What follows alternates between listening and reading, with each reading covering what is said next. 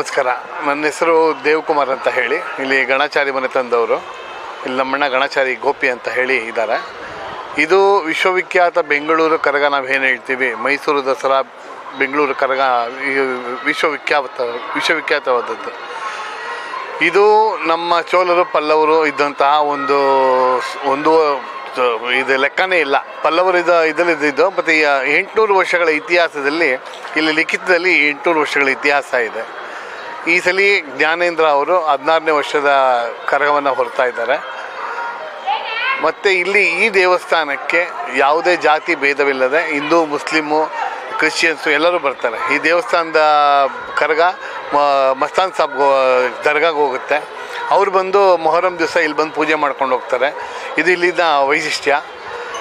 ಮತ್ತು ಇದು ನಾವು ಬೆಂಗಳೂರು ಕರಗ ಅನ್ನೋದು ಏನಕ್ಕೆ ಮಾಡ್ತೀವಿ ಅನ್ನೋದು ಒಂದು ಇತಿಹಾಸ ಇದೆ. ಅದು ಇತ್ತೀಚೆಗೆ ಎಲ್ಲರಿಗೂ ಗೊತ್ತಿರುವಂಥದ್ದೇ. ಇದು ಮಹಾಭಾರತದ ಒಂದು ಕೊನೆಯ ಹಂತದಲ್ಲಿ ಸ್ವರ್ಗಾರೋಹಣ ಆಗುವಂಥ ಸಮಯದಲ್ಲಿ ದ್ರೌಪದಿ ತಾಯಿ ಹಿಂದುಳಿತಾಳೆ. ಆ ಅಮ್ಮ ಹಿಂದುಳಿದಾಗ ಒಂದು ತಿಮಿರಾಸುರ ಎನ್ನುವ ಒಬ್ಬ ರಾಕ್ಷಸ ತನ್ನನ್ನು ಮೋಹಿಸಿ ನನ್ನ ಮದುವೆ ಆಗುವಂತ ಹೇಳಿ ಹಿಂದೆ ಬೀಳ್ತಾನೆ. ಆಗ ತಾಯಿ ನಾನು ದಿಕ್ಕಿಲ್ಲದೆ ನನ್ನ ಯಾರು ಕಾಪಾಡೋರಿಲ್ವ ಅಂತ ಹೇಳಿದಾಗ ಕೃಷ್ಣನ ಒಂದು ಆ ವಾಣಿ ಒಂದು ಹೇಳಿ, ನೀನೇ ಆದಿಶಕ್ತಿ, ನೀನೇ ದ್ರೌಪದಿ, ನೀನೇ ಕಾಳಿಕಾ ಮಾತಾ, ಹಾಗಾಗಿ ನೀನೇ ರಕ್ಷಿಸ್ಕೋಬೇಕು ಅಂತ ಹೇಳಿದಾಗ ತಾಯಿ ರೌದ್ರ ರೂಪಳಾಗಿ ತಾಳಿ ತನ್ನ ಹಣೆಯಿಂದ ಗಣಾಚಾರಿಗಳನ್ನು, ವೀರಕುಮಾರರನ್ನು, ಗಂಟೆ ಪೂಜಾರಿಗಳನ್ನು, ಪೋತರಾಜ ಮನೆಯವರನ್ನು, ಹೀಗೆ ತನ್ನ ಮೈಯಿಂದ ಬಂದಂಥ ವೀರಕುಮಾರರು, ಗಣಾಚಾರಿ ಗೌಡರು, ಈ ಚಾಕರಿದಾರರು ಆ ತಿಮಿರಾಸುರನನ್ನು ಸಾಯಿಸ್ತಾರೆ. ಆ ತಿಮಿರಾಸುರನನ್ನು ಸಾಯಿಸುವಾಗ ಈಕೆ ಅದೃಷ್ಟಳಾಗ್ತಾಳೆ, ಸ್ವರ್ಗಾರೋಹಣ ಆಗೋಗ್ತಾಳೆ. ಈ ಮಕ್ಕಳು ಏನು ಹುಟ್ಟಿದ್ದಾರೆ ಅಂತ ಗೊತ್ತಿಲ್ಲದೆ ತನ್ನ ಖಡ್ಗಗಳಿಂದ ತಾವರೇ ಆಹುತಿ ಕೊಟ್ಕೊತಾರೆ. ಡಿಕ್ ಡಿ ಅಂತ ಹೇಳಿ ನೀವೇನು ನೋಡ್ತೀರಾ ಅದು. ಆಗ ತಾಯಿ ಬಂದು, ಇದು ಕಲಿಯುಗ ಶುರು ಆಗೋದಕ್ಕೆ ಇದು ಒಂದು ಕಾರಣ. ಮತ್ತು ಇದು ನೀವು ಗೋರಕ್ಷಣೆ, ಭೂರಕ್ಷಣೆ, ಸ್ತ್ರೀರಕ್ಷಣೆಗೋಸ್ಕರ ಹುಟ್ಟಿರುವಂಥ ನೀವು ಕ್ಷತ್ರಿಯರು ಇದನ್ನು ಪಾಲಿಸ್ಕೊಂಡು ಹೋಗಿ ಅಂತ ಹೇಳಿದಾಗ, ಇಲ್ಲ ತಾಯಿ ನಿಮ್ಮನ್ನು ಬಿಟ್ಟಿರೋಕ್ಕಾಗಲ್ಲ ಅಂದಾಗ, ಈ ಚೈತ್ರ ಮಾಸದ ಚೈತ್ರ ಪೌರ್ಣಮಿ ಎಂದು ನಾವು 3 ದಿನ ಬಂದು ನೆಲೆಸ್ತೀನಿ, ನಿಮಗೆಲ್ಲ ಆಶೀರ್ವಾದ ಮಾಡ್ತೀನಿ, ನೀವೆಲ್ಲ ನನ್ನ ನೋಡ್ಬೋದು ಅಂತ ಹೇಳಿದಾಗ ಆ ತಾಯಿ ಬರುವಂತಹ ಒಂದು ಇದು ನಮಗೆ ಇವತ್ತು ಕರಗ ಅಂತ ಹೇಳಿ ನಡೆಸ್ತೀವಿ. ಚಳ್ಳಕೆರೆ ನಾರಾಯಣ ಸ್ವಾಮಿ ಅಂತ ಅಧ್ಯಕ್ಷರು, ವ್ಯವಸ್ಥಾಪನಾ ಸಮಿತಿ, ಧರ್ಮರಾಯ ಸ್ವಾಮಿ ದೇವಸ್ಥಾನ. ಈಗಾಗಲೇ ಬೆಂಗಳೂರು ಕರಗ 2026 24ನೇ ತಾರೀಕಿನ ಪ್ರಾರಂಭವಾಗಿ 3ನೇ ತಾರೀಕಿಗೆ ಮುಗೀತದೆ. ಒಟ್ಟು 11 ದಿನಗಳ ಕಾರ್ಯಕ್ರಮ ಇದು. ಇವತ್ತಿನ ದಿನ ನಮ್ಮ ಅತಿ ಮುಖ್ಯವಾದಂಥ ಆರತಿ ದೀಪಗಳು ನಡೀತದೆ ಇವತ್ತು ರಾತ್ರಿ.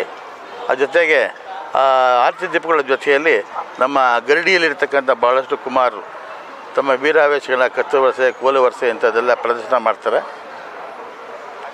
ನಾಳೆ ದಿನ ಹಸಿ ಕರಗ, ಅದು ರಾತ್ರಿ 3 ಗಂಟೆಗೆ ನಡೀತದೆ. ನಮ್ಮ ಶಕ್ತಿಪೀಠ ಸಂಪಂಗಿ ರಾಮನಗರ ಸಂಪಂಗಿ ಪೇಟೆ ಇರ್ತಕ್ಕಂಥ ಅಲ್ಲಿ ಶಕ್ತಿಪೀಠದಲ್ಲಿ ಅಲ್ಲಿ ಹಸಿ ಕರಗ ನಡೀತದೆ. ಆಮೇಲೆ ಇನ್ನು 31ನೇ ತಾರೀಕು ಪೊಂಗಲ್ ಸೇವೆ, 1ನೇ ತಾರೀಕು ಬೆಂಗಳೂರು ಕರಗ ಅಂಥೇಳಿ ಆ ತಾಯಿ ಏನು ಈ ಕೆಂಪೇಗೌಡರು ಕಟ್ಟಿರ್ತಕ್ಕಂತಹ ಕೋಟೆಯ ಸರಹದ್ದಿನಲ್ಲಿ ಈಗಾಗಲೇ ಒಂದು ಮ್ಯಾಪ್ ಎಲ್ಲ ಕಡೆ ಹಾಕಿದ್ದೀವಿ, ಎಲ್ಲೆಲ್ಲಿ ಕರಗ ಚಲಿಸುತ್ತೆ ಅಂಥೇಳಿ. ಆ ಜಾಗದಲ್ಲಿ ಆ ತಾಯಿ ಎಲ್ಲರಿಗೂ ದರ್ಶನವನ್ನು ಕೊಟ್ಟುಬಿಟ್ಟು ದೇವಸ್ಥಾನಕ್ಕೆ ಬೆಳಗಿನ ಜಾವ 6 ಗಂಟೆ ಒಳಗೆ ಬರ್ತಾಳೆ.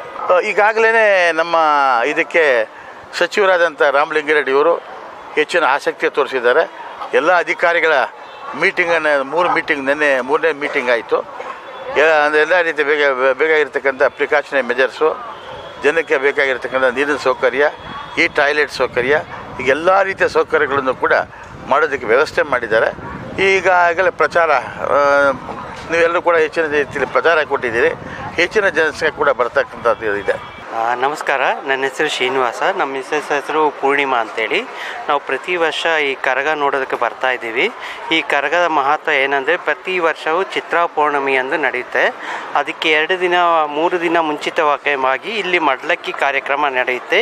ಈ ದಿನ ಬಹಳಷ್ಟು ಜನ ಬಂದು ಮಡ್ಲಕ್ಕಿಯನ್ನು ದ್ರೌಪದಿ ಅಮ್ಮನವರಿಗೆ ಸಮರ್ಪಿಸಿ ಸಂತೃಪ್ತರಾಗಿರುತ್ತಾರೆ. ಅದೂ ಅಲ್ಲದೆ ನಾಳೆ ಹಸಿ ಕರಗವು ನಡೆಯುತ್ತದೆ. ಅದು ಹಸಿ ಮಡಿಕೆಯಿಂದ ತಯಾರಿಸಿ ಅಲ್ಲೇ ಸ್ಥಳದಲ್ಲೇ ಸಂಪಂಗಿ ರಾಮನಗರದಲ್ಲಿ ಅಲ್ಲಿ ಒಂದು ಕೊಳ ಇದೆ, ಅಲ್ಲೇ ತಯಾರು ಮಾಡಿ ಅಲ್ಲಿಂದ ಕರ ಶಕ್ತೋತ್ಸವ ಪ್ರಾರಂಭವಾಗುತ್ತೆ. ಅದು ನಂತರ ಚಿತ್ರಾ ಪೌರ್ಣಿಮೆಯಂದು ಹೂವಿನ ಕರಗವು ನಡೆಯುತ್ತದೆ. ಆ ಹೂವಿನ ಕರಗಕ್ಕೆ ಸಾವಿರಾರು ಭಕ್ತಾದಿಗಳಿಂದ ಲಕ್ಷಾಂತರ ಜನ ಬಂದು ಸೇರ್ತಾರೆ. ಆ ದೇವಿಯ ಕೃಪೆಗೆ ಎಲ್ಲರೂ ಪಾತ್ರರಾಗಿರುತ್ತಾರೆ. ಅದಲ್ಲದೆ ಈ ದೇವಿಯನ್ನು ಇಡೀ ಬೆಂಗಳೂರಿನ ಜನ ಬಹಳಷ್ಟು ನಂಬಿಕೆಯಿಂದ ಶ್ರದ್ಧಾ ಭಕ್ತಿಯಿಂದ ಪೂಜೆ ನಡೆಸುತ್ತಾರೆ. ಅದೇ ದಿನ ತಂಬಿಟ್ಟಿನ ಆರತಿಗಳನ್ನು ಸಹ ದೇವರಿಗೆ ಸಮರ್ಪಿಸುತ್ತಾರೆ. ರಾತ್ರಿ ಹೂವಿನ ಪಲ್ಲಕ್ಕಿ ಬ್ರಹ್ಮರಥೋತ್ಸವವು ಸಹ ನಡೆಯುತ್ತದೆ. ಎಲ್ಲ ಬೆಂಗಳೂರಿನ ಜನರು ಬಂದು ಸಹಕರಿಸಿ ದೇವಿಯ ಕೃಪೆಗೆ ಪಾತ್ರರಾಗಿರಬೇಕೆಂದು ಕೋರುತ್ತೇವೆ. ಧನ್ಯವಾದಗಳು.